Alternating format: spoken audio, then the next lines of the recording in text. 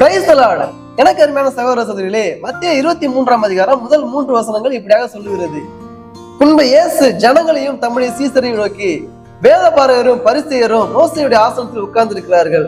ஆகையால் நீங்கள் கை கொள்ளும்படி அவர்கள் உங்களுக்கு சொல்லுகிற யாவையும் கை கொண்டு செய்யுங்கள்.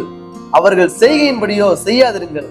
ஏனெனில் அவர்கள் சொல்லுகிறார்கள், சொல்லியும் செய்யாதிருக்கிறார்கள் என்று ஆண்டவராகிய இயேசு சொல்லுகிறார்.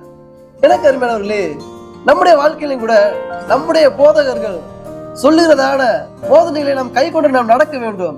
ஆனால் அவருடைய வாழ்க்கையை நாம் ஆராய்ச்சி செய்ய வேண்டிய அவசியம் இல்லை. அவர்கள் எப்படி என்ன செய்கிறார்கள், என்னென்ன குறைகளை செய்கிறார்கள் என்று குறைகளை நாம் தேட வேண்டிய அவசியம் இல்லை. நாம் எதை தேடுகிறோமோ அதைத்தான் நாம் கண்டுபிடிப்போம். குறைகளை தேடினோம்னா குறைகளை தான் கண்டுபிடிப்போம். ஆனால் நாம் செய்ய வேண்டியது அவர்களுடைய குறைகளை பார்க்க வேண்டியதில்லை. அவர்கள் போதிக்கிறதான இயேசு கிறிஸ்துடைய வார்த்தைகளை நாம் கை கொண்டு நாம் நடக்கும்போது நாம் நிச்சயமாகவே இயேசு கிறிஸ்துடைய நித்திய ராஜ்யத்தை நாம் சுதந்திரத்துக் கொள்ள முடியும். God bless you.